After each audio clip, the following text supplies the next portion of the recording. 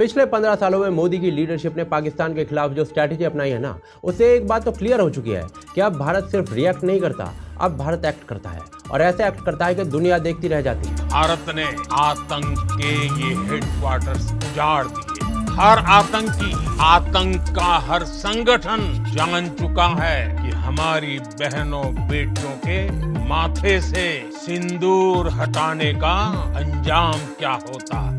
पाकिस्तान की तैयारी सीमा पर वार की थी, लेकिन भारत ने पाकिस्तान के सीने पर वार कर दिया। टेरर और टॉक एक साथ नहीं हो सकते, टेरर और ट्रेड एक साथ नहीं चल सकते और पानी और खून भी एक साथ नहीं बह सकते। Our job is to hit the target, not to count the body count. Bharat ने अब रेवेंज लेना सीख लिया है और ये बात सिर्फ ऑपरेशन सिंदूर तक नहीं है, बल्कि सर्जिकल स्ट्राइक के समय भी प्रूव हुई थी, बालाकोट एयर स्ट्राइक के समय भी प्रूव हुई थी। आज भारत अपनी मिलिट्री से तो पाकिस्तान को धो ही रहा है, पर साथ ही साथ ग्लोबली भी आइसोलेट कर रहा है और अब तो पानी भी चौक कर दिया है। India has suspended the Indus Waters Treaty with Pakistan for the first time. The move is part of a slew of retaliatory measures announced by New Delhi after the terror attack in Pahalgam. और भाई साहब, आज से 15 साल पहले ये सब कुछ इमेजिन करना उतना ही मुश्किल था जितना सलमान खान से अच्छे डांस और अच्छे एक्टिंग की उम्मीद। पहले की गवर्नमेंट के समय जब दिल्ली ब्लास्ट या 26/11 जैसे हमले होते थे ना, तो पता है क्या होता था? कड़ी निंदा। 2-4 यूएन के दौरों की तस्वीर और फिर सब कुछ वापस एज यूजुअल हो जाया करता था, पर अब कहानी ना पूरी तरीके से पलट चुकी है। तो ऐसे में सवाल ये उठता है कि आखिर मोदी ने इन कुछ सालों में ऐसा क्या कर दिया है कि अब भारत हर अटैक का चुन चुन कर रिवेंज लेने लगा है। कैसे मोदी, डोवाल और जयशंकर का ट्रायो भारत को एक सॉफ्ट स्टेट से एक स्ट्रैटेजिक पावर हाउस में ट्रांसफॉर्म कर रहा है, आइए आज जानते हैं।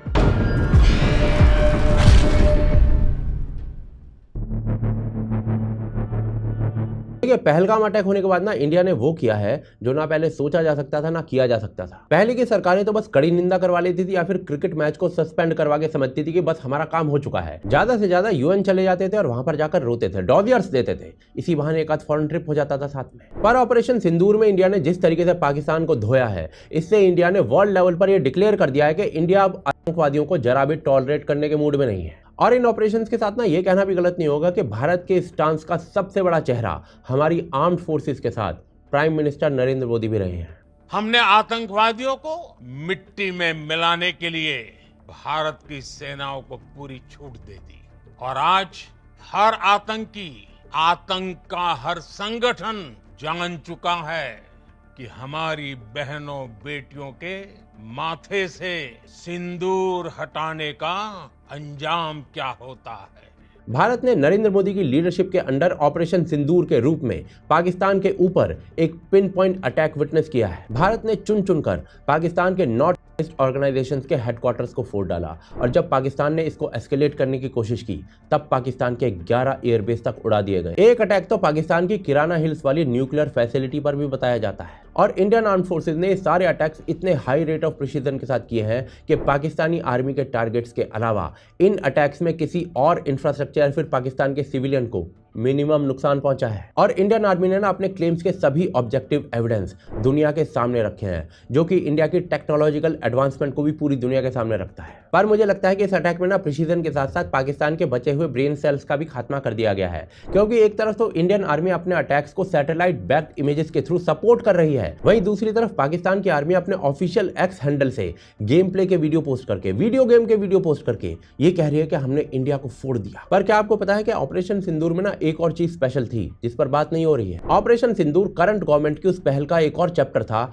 जो उन्होंने पावर में आते ही शुरू कर दिया था, मतलब पाकिस्तान को मुंह तोड़ जवाब देना। ऑपरेशन सिंदूर एक बहुत बड़ा ऑपरेशन था, पर इसके पहले भी पाकिस्तान के टेररिस्ट अटैक्स के जवाब में भारत ने उन्हें मुंह तोड़ जवाब दिया है, जैसे कि उरी की सर्जिकल स्ट्राइक। 18 सितंबर 2016 को जम्मू कश्मीर के उरी में भारतीय सेना के कैंप पर पाकिस्तान के आतंकवादियों ने हमला कर दिया था, जिसमें 19 जवानों का बलिदान हो गया था। यह हमला जो था ना, वो पाकिस्तान का जो आतंकवादी ग्रुप है जैश ए मोहम्मद, उसने किया था। इसके जवाब में भारत ने 29 सितंबर 2016 को पाकिस्तान अधिकृत कश्मीर यानी कि पीओके में स्थित आतंकी लॉन्च पैड्स पर सर्जिकल स्ट्राइक्स कर दी थी। इस ऑपरेशन में भारतीय सेना ने एलओसी को पार करके आतंकी ठिकानों को नष्ट कर दिया था, जिसमें लगभग 35 से 40 आतंकी मारे गए थे। और इस कार्रवाई ने भारत की आतंकवाद के प्रति जीरो टॉलरेंस की जो नीति है ना, उसको दर्शाया था।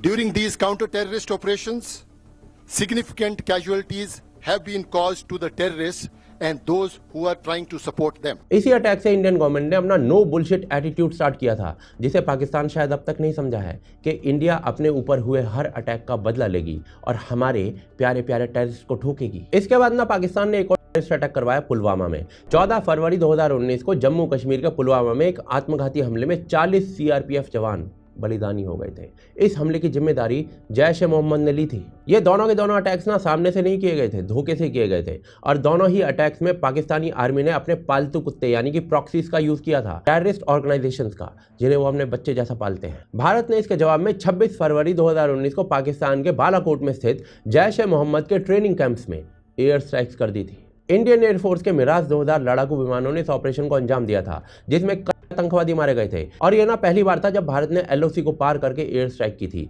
जिससे भारत की आतंकवाद के प्रति नो टॉलरेंस, जीरो टॉलरेंस की नीति स्पष्ट हो गई थी। भारत ने बालाकोट, चाकोटी और मुजफ्फराबाद में मल्टीपल मिलिटेंट्स कैंप्स पर स्ट्राइक किए थे, जो जैश ए मोहम्मद, लश्कर ए तोयबा और हिजबुल मुजाहिदीन द्वारा ऑपरेट किए जा रहे थे और करीब 350 मिलिटेंट्स इसमें मारे गए थे। और अभी पहलगाम के बदले जो ऑपरेशन सिंदूर हुआ है, जो इन दोनों प्रीवियस ऑपरेशन से भी बहुत बड़ा है, इसमें इंडियन गवर्नमेंट ने पाकिस्तान की धरती से 100 से ज्यादा आतंकवादी साफ कर दिए हैं। पर क्या आप जानते हैं कि इस पूरे ऑपरेशन में भारत की सबसे बड़ी ताकत क्या थी?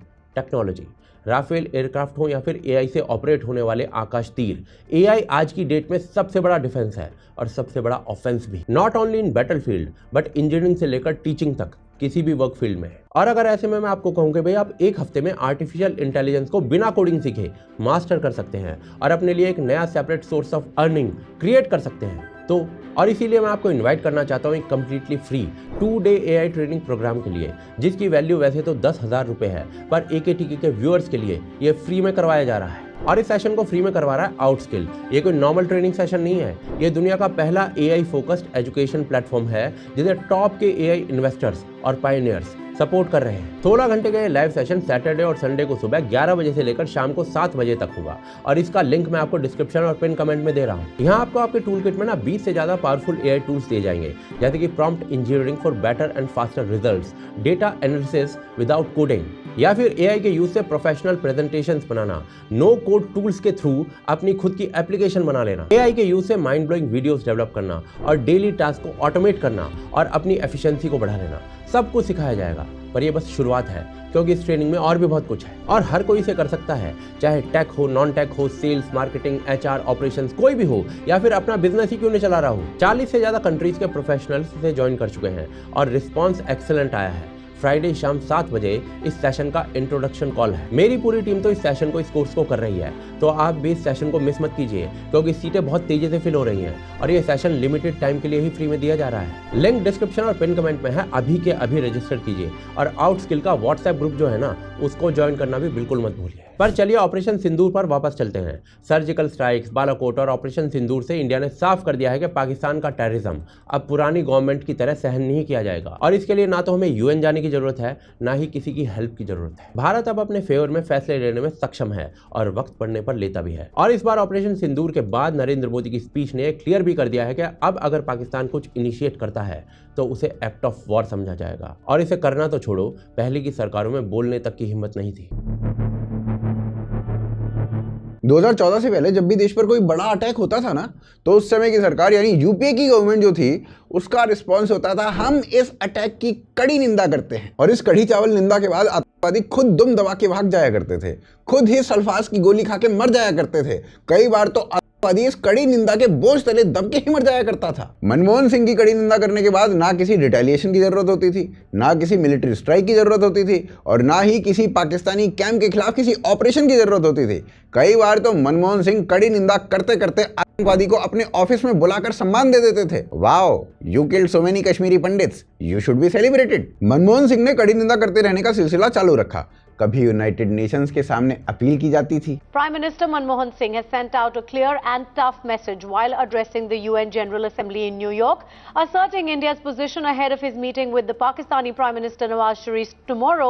He said Pakistan must shut down its terror machinery. तो कभी पाकिस्तान को एक डोजियर थमा दिया जाता था और साफ साफ कह दिया जाता था कि आतंकवाद पे पाकिस्तान कोई एक्शन ले या ना ले, पाकिस्तान से बात चलती रहेगी। Action on terrorism should not be linked to the composite dialogue process and these should not be bracketed. और अगर ज्यादा बड़ा आतंकी हमला है तो कैंडल मार्च निकाल दिया जाता था। उसके बाद सब कुछ भुला दिया जाता था और मुंबई की स्पिरिट की चर्चा कर ली जाती थी। बस फिर सब कुछ नॉर्मल हो जाता था। So the last terrorist was killed last year and the city was sanitized. The big question that raged across the political and corporate circles here in Mumbai was just whether or not Mumbai will really ever get back to normal.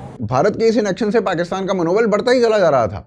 South Asia tourism portal के हिसाब से साल 2000 से शुरू करके साल 2013 तक India में हजारों टेररिस्ट अटैक हुए, जिसमें 20,000 से ज्यादा लोग मारे गए और इसमें civilians, police officers, military personnel सभी का खून था शामिल। अब इसी पोर्टल के डेटा को ना आज के समय से कंपेयर कीजिए, लगभग आधे से भी आधे का नतीजा आएगा आपके सामने। यहाँ ना हैरान करने की बात यह है कि 2004 से 2014 के बीच इंडिया पे जितने भी अटैक्स हो रहे थे उनमें डायरेक्टली पाकिस्तान का हाथ सामने आता था, फिर भी इंडिया का रिस्पॉन्स हमेशा प्रिडिक्टेबल और वीक ही रहा। फिर चाहे वो 2006 के मुंबई ट्रेन ब्लास्ट हो जहां 200 लोग मृत्यु को प्राप्त हो गए और 700 से ज्यादा लोग घायल हो चुके थे, या फिर 26/11 का मुंबई अटैक हो जहां पर सिर्फ 10 पाकिस्तानी आतंकियों ने 60 घंटे तक भारत की फाइनेंशियल कैपिटल को कैप्चर कर लिया और 166 लोगों को मार दिया। अजमल कसाब को जिंदा पकड़ा गया, सबूत क्लियर थे कि इस सब में ना पाकिस्तान का हाथ था। उसे लश्कर तैयबा के ट्रेनिंग कैंप में ट्रेन किया गया था और ये कोई हिडन फैक्ट नहीं था कि लश्कर तैयबा को फंडिंग डायरेक्ट पाकिस्तान की आईएसआई देती है और ये बात खुद उनके डेजिग्नेटेड आतंकवादियों ने एक्सेप्ट की थी। A joint statement has been issued after that meeting. Nandita Suneja is with us on the phone line. Nandita, what details do you have? Well, Tamanna, the joint statement that I have in my hand right now, the most important point in this is that terrorism is the main threat to both countries. Both the prime ministers have agreed to that. And also another important point, action on terrorism should not be linked to the composite dialogue process, and these should not be bracketed. So it seems that India, to a certain extent, has given in on this point, that action on terrorism is something that will go along on a parallel process. But the composite dialogue, even though it doesn't say whether it begins or when it begins, but they've been dealing something which is different from India's previous stance. Apart from that, there is, as far as Mumbai is concerned, Pakistan has said that we provided you a dossier, and if there is any additional information, they will cooperate. And the Prime Minister said that the dossier is being reviewed. And both the leaders, there is a point that says both leaders will share real-time, credible information on any future terrorist attack. So a joint intelligence sort of sharing is also being spoken about in this joint statement. फिर भी भारत ने पाकिस्तान के ऊपर कोई military action नहीं लिया। अरे पाकिस्तान तो छोड़िए भाई साहब, इनके जो एक्सट्रीमिस्ट ग्रुप्स थे ना, आतंकवादी जो ग्रुप्स थे, उनके खिलाफ भी कोई ऑपरेशन नहीं चलाए। उल्टा मनमोहन सिंह पाकिस्तान के सामने जाकर ये बोला करते थे कि इंडिया और पाकिस्तान की जो डिप्लोमेटिक टॉक्स है ना, वो हमेशा साथ साथ चलती रहेंगी, भले ही आप कितने भी टेरर अटैक्स करते रहो, कोई दिक्कत नहीं है। इवन मनमोहन सिंह तो 26/11 हमले के बाद भी पाकिस्तान का डोजियर रिव्यू करने के लिए अग्री हो गए थे। As far as Mumbai is concerned, Pakistan has said that we provided you a dossier, and if there is any additional information, they will cooperate. And the Prime Minister said that the dossier is being reviewed. जहां हमारी UPA सरकार अमन की आशा का संदेश दे रही थी, वहीं पाकिस्तान में बैठे मास्टरमाइंड्स जैसे हाफिज सईद, जाकिर रहमान लखवी और दूसरे आतंकवादी वो पाकिस्तान में फ्रीली घूम रहे थे, स्पीचेस दे रहे थे, रैली कर रहे थे, उन्हें फंडिंग मिल रही थी और इंडिया के खिलाफ अगले अटैक्स की वो तैयारी भी कर रहे थे। पर देखिए, ऐसा ना बिल्कुल नहीं था कि हमारी इंडियन आर्म्ड फोर्सेस केपेबल या बैटल हार्डन नहीं थी। उल्टा इंडिया की जो फोर्सेस थी उनकी कैपेसिटी इतनी थी कि वो पाकिस्तानी आर्मी, जिनकी उन्होंने 1971 में पैंट उतरवाई थी, इस बार उनकी चड्डी भी उतरवा सकती थी। गजब बेइज्जती है। मगर अफसोस, हमारी आर्म्ड फोर्सेस को उस समय की गवर्नमेंट के द्वारा एक्टिवली क्रॉस बॉर्डर ऑपरेशंस करने से ना रोक दिया जाता था। फॉर एग्जांपल, जब 26/11 मुंबई अटैक्स हुए तो उसके बाद इंडियन आर्मी ने स्ट्रॉन्ग रिटेलिएशन करने की मांग की थी, जैसे एयर स्ट्राइक्स या फिर क्रॉस बॉर्डर ऑपरेशंस, लेकिन मनमोहन सिंह ने ये परमिशन देने से साफ साफ मना कर दिया था। Air chief marshal BS Dhanoa, उन्होंने खुद कहा कि वो इस अटैक के बाद पाकिस्तान की लाइन ऑफ कंट्रोल को एयर स्ट्राइक करके चपटी बना देना चाहते थे, लेकिन प्राइम मिनिस्टर मनमोहन सिंह ने साफ मना कर दिया, नहीं नहीं, ऐसा कुछ नहीं करना है हमें। इवन आप ना उस समय के होम मिनिस्टर P चिदम्बरम की स्टेटमेंट सुनिए, जिनमें वो साफ साफ ये कह रहे हैं कि जब हमने 2001 में पाकिस्तान के खिलाफ ऑपरेशन पराक्रम चलाया था तो उसमें ना बहुत लोगों की मौत हो गई थी और ये ना बहुत बड़ी टैक्टिकल मिस्टेक थी, tactical mistake. More people died in Operation Parakram than in the Kargil war. Operation Parakram was a response to 7 security personnel being killed in an attack on Parliament. Do you believe it was a mistake? It's a terrible mistake. It's a wasteful exercise. We wasted inventory, we wasted ammunition, we spent huge amount of money, and we got zero returns out of that. Basically एक narrative ये बनाया जा रहा था कि पाकिस्तान के खिलाफ operation करने से इंडिया को काफी लॉस हो जाता है और इसीलिए उस समय किसी भी टेररिस्ट अटैक के बाद इंडिया को रिटेलिएट ना करके अपनी इकोनॉमी को बचाना चाहिए, यही बेहतर ऑप्शन है। You were Home Minister right in the aftermath of 26/11. We're in Mumbai. Did your government at the time never consider a build-up of troops? Because that was certainly the information at that time, and it's not classified to ask about it today. It was considered, but I think the conclusion was the right conclusion. Which was? That we do not repeat an Operation Parakram. धीरे धीरे जो hesitation थी ना, इसका pattern UPA के अंदर और भी एंट्रेंच होता चला गया।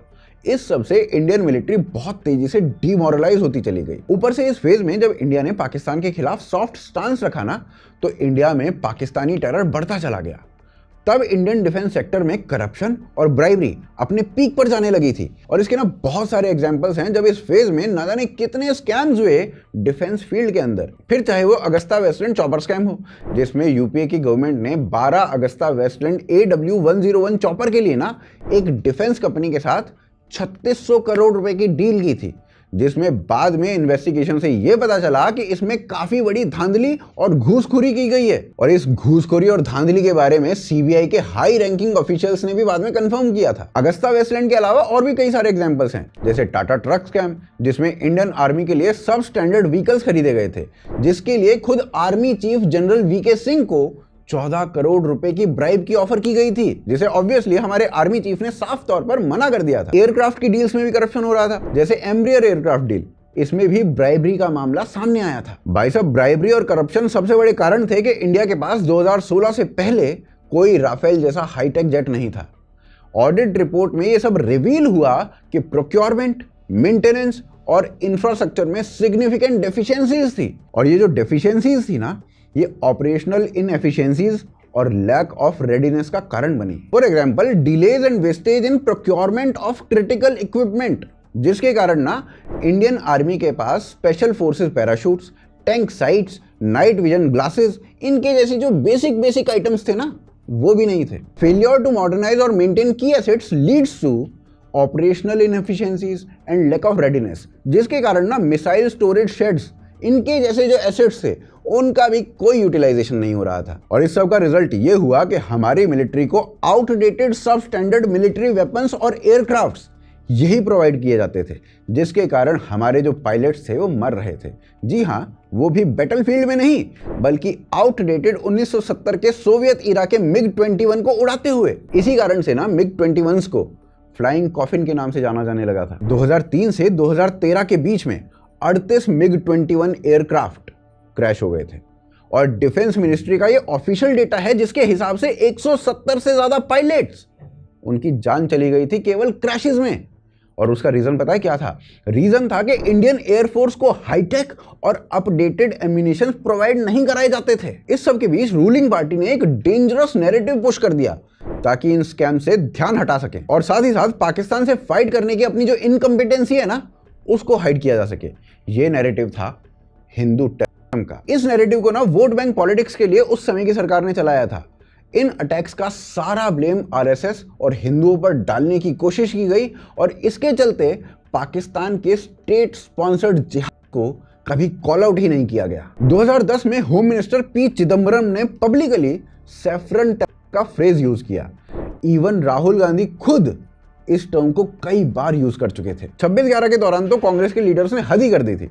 उन्होंने बाकायदा एक पूरी किताब लॉन्च की, जिसमें 26/11 के मास्टरमाइंड को हिंदू बताने का प्रयास किया गया था। ये जो नैरेटिव था ना, इसका मेन मोटिव हिंदुत्व को डिफेम करना तो था ही, लेकिन साथ ही साथ माइनॉरिटी को अपीज भी किया जा रहा था। हालांकि कांग्रेस लीडर्स इसमें कामयाब नहीं हो पाए, लेकिन इस सब से इंडिया का जो डेटरेंस पोस्चर था वो बहुत वीक हो गया था। आतंकवादियों को ये बिलीव हो गया था कि चाहे वो कितने भी सिविलियंस की जान ले लें, कितना भी बड़ा अटैक कर लें, इंडिया या तो उसे दबाने की कोशिश करेगा या फिर सारा ब्लेम हिंदूज पर डाल देगा, या फिर ज्यादा से ज्यादा 2-3 प्रेस कॉन्फ्रेंस हो जाएंगी और कड़ी निंदा हो जाएगी। इससे ना सिर्फ पाकिस्तानी टेरर ग्रुप्स का मनोबल बढ़ा, बल्कि डोमेस्टिक इस्लामिक रेडिकल एलिमेंट्स को भी ये सिग्नल जाने लगा कि इंडिया को भाई साहब कितनी भी चोट दे दो, कितनी भी इंसर्जेंसी यहां पर क्रिएट कर लो, इंडिया फिर भी पलटकर जवाब नहीं देगा। और अगर ये काफी नहीं था तो यूपी की गवर्नमेंट ने ना ऑफिशियली टेररिस्ट को अवार्ड देना भी शुरू कर दिया था, just for vote banks. National security को वोट बैंक पॉलिसी और वेस्टर्न पावर्स के प्रेशर के आधार पर पूरी तरीके से सेक्रीफाइस कर दिया गया था। लेकिन बाद में सिचुएशन बदली। 2014 के बाद इंडिया की टेररिज्म के खिलाफ पॉलिसी में काफी बदलाव आया, पर ये जो चेंजेस है ना, ये ऐसे ही नहीं आए। कैसे आए ये चेंजेस, आइए अगले अध्याय में जानते हैं। देखिए 2014 के बाद से भारत की नेशनल सिक्योरिटी और फॉरेन पॉलिसी ड्रास्टिकली चेंज हुई है, और इस चेंज का सबसे बड़ा रीजन है मोदी की टीम। ऐसा बिल्कुल नहीं है कि पहले की गवर्नमेंट्स कैपेबल नहीं थी, हो सकता है शायद हो, पर यह क्लियर है कि उनके एक्शंस ये बिल्कुल नहीं दिखाते थे। पर आज के एक्शंस ये साफ दिखा रहे हैं, मोदी गवर्नमेंट नेशनल सिक्योरिटी को प्रायोरिटी पर रखती है, और इसीलिए मोदी ने अपनी लीडरशिप में ऐसे लोग रखे हैं जो अपने काम के एक्सपर्ट हैं। अगर आप अजीत डोवाल की ही बात कर लें, अजीत डोवाल एक फॉर्मर आईपीएस ऑफिसर हैं जिन्होंने 33 साल इंटेलिजेंस ब्यूरो में सर्व किया है। उन्होंने कश्मीर, पंजाब और इवन पाकिस्तान और यूएस में भी ग्राउंड लेवल पर इंटेलिजेंस ऑपरेशंस किए हैं। उनका काम सिर्फ रिपोर्ट इकट्ठी करने तक लिमिटेड नहीं था, वो पर्सनली रिस्की मिशंस पर गए थे, जैसे कि 1999 का कांधार हाईजैक क्राइसिस या फिर गोल्डन टेम्पल का मिशन। डोवाल की अंडरस्टैंडिंग सिर्फ सिक्योरिटी थ्योरी तक लिमिटेड नहीं है, उन्हें रियल वर्ल्ड थ्रेट्स का प्रैक्टिकल एक्सपीरियंस है। मोदी ने डोवाल को नेशनल सिक्योरिटी एडवाइजर बनाकर एक क्लियर मैसेज दिया कि अब भारत की सिक्योरिटी पॉलिसी डोवाल जैसे ब्रिलियंट माइंड के एक्सपर्टीज से ही शेप होगी। डोवाल के अंडर ही इंडिया ने पहली बार क्रॉस बॉर्डर स्ट्राइक्स को ऑफिशियली इंप्लीमेंट किया। उन्होंने ऑफेंसिव डिफेंस का कॉन्सेप्ट इंट्रोड्यूस किया, जिसमें इंडिया जो पहले रिएक्ट करता था ना, अब एक्शंस ले रहा है। और ये सारे एक्शंस ना आप 2016 की सर्जिकल स्ट्राइक्स में देख सकते हैं, 2019 के बालाकोट की एयर स्ट्राइक्स में देख सकते हैं, और अब ऑपरेशन सिंदूर में भी देख सकते हैं। Pakistan's vulnerability is many times higher than of India. Once they know that India has shifted its gear from the defensive mode to defensive offense, they will find that it is unaffordable for them. You can do one Mumbai, you may lose Balochistan. पर अब बात करते हैं doctor S Jaishankar के appointment की, जिनकी वजह से इंडिया आज डिप्लोमेटिकली काफी मजबूत हुआ है। एस जयशंकर का डिप्लोमेटिक करियर 40 साल से भी ज्यादा का है। ये भाई साहब जो है ना, वो चाइना, यूएस और सिंगापुर जैसे क्रूशियल कंट्रीज में एम्बेसडर रहे हैं। ये वही जयशंकर हैं जिन्होंने Indo US nuclear deal finalise करने में की रोल प्ले किया था। ये वही जयशंकर है जिन्होंने डेप्सांग इंकर्जन और डोकलाम स्टैंड ऑफ पर चाइना के साथ नेगोशिएट किया था। 2019 में मोदी ने डायरेक्टली एक्सटर्नल अफेयर मिनिस्टर बना दिया, bypassing the traditional political route, और ये डिसीजन भी स्ट्रैटेजिक था। जयशंकर इंटरनेशनल फोरम्स में कॉन्फिडेंटली भारत की पोजीशन रखते हैं। यूक्रेन वॉर, कश्मीर इशू या फिर ह्यूमन राइट्स, उन्होंने ओपनली वेस्टर्न हिपोक्रेसी को चैलेंज किया है। Europe has to grow out of the mindset that Europe's problems are the world's problems, but the world's problems are not Europe's problems. When we look out at the world, Samir, we look for partners. We don't look for preachers.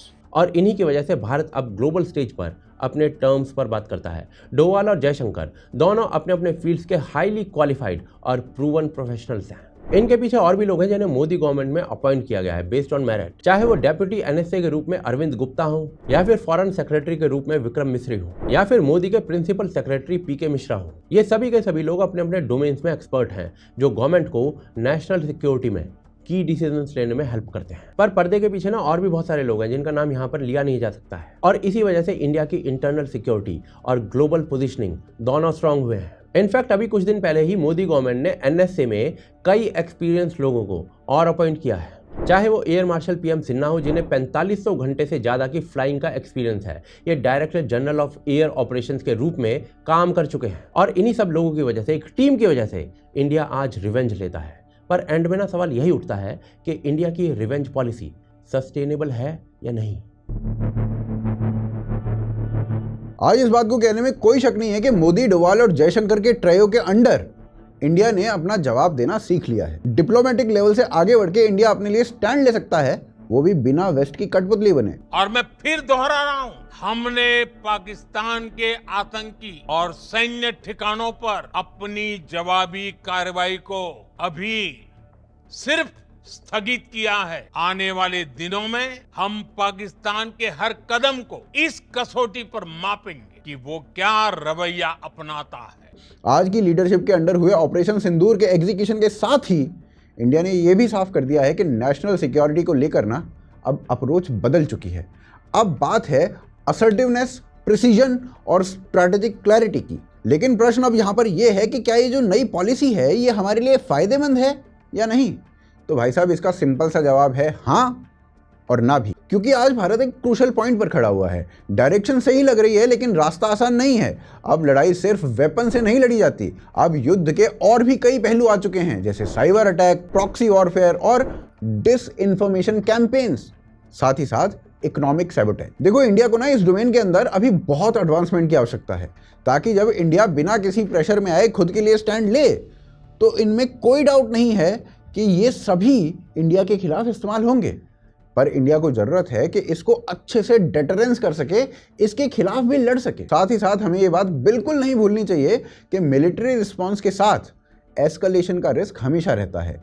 एक limited strike भी कभी कभी full blown regional conflict में बदल जाती है, specially तब जब सामने पाकिस्तान जैसा अनस्टेबल और वोलेटाइल एडवर्सरी हो। इसीलिए मिलिट्री स्ट्रेंथ तो जरूरी है और वहां से डेटरेंस देना भी चाहिए, लेकिन साथ साथ स्ट्रैटेजिक प्रूडेंस ये भी जरूरी है। रिटेलिएशन एक इमोशनल रिएक्शन नहीं है, ये एक स्ट्रक्चर्ड डेटरेंस डॉक्ट्राइन का हिस्सा होना चाहिए।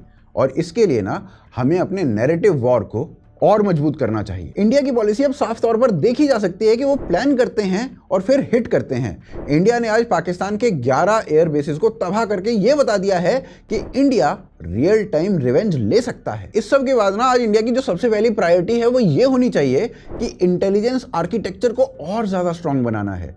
Cyber security, satellite monitoring, AI driven threat analysis और बॉर्डर इंफ्रास्ट्रक्चर को कॉन्स्टेंटली मॉडर्नाइज करना है, ताकि हम ना ये जो रियल टाइम एक्शन हमने लिया इसको और इफेक्टिवली ले सकें। नेशनल सिक्योरिटी केवल आर्मी या गवर्नमेंट का काम नहीं होता है, ये एक कलेक्टिव रिस्पॉन्सिबिलिटी होती है। क्राइसिस के समय ना पॉलिटिकल लीडरशिप, मीडिया और पब्लिक इन सबको यूनाइटेड वॉइस में सुर मिलाकर बोलना चाहिए। Partisan politics, TRP driven sensationalism या फिर ऑपर्चुनिस्टिक ऑपोजिशन, ये सिर्फ हमारी एडवर्सरीज को एनकरेजमेंट देता है और कुछ नहीं। तो हाँ, बेसिकली ये कहा जा सकता है कि रास्ता मुश्किल है।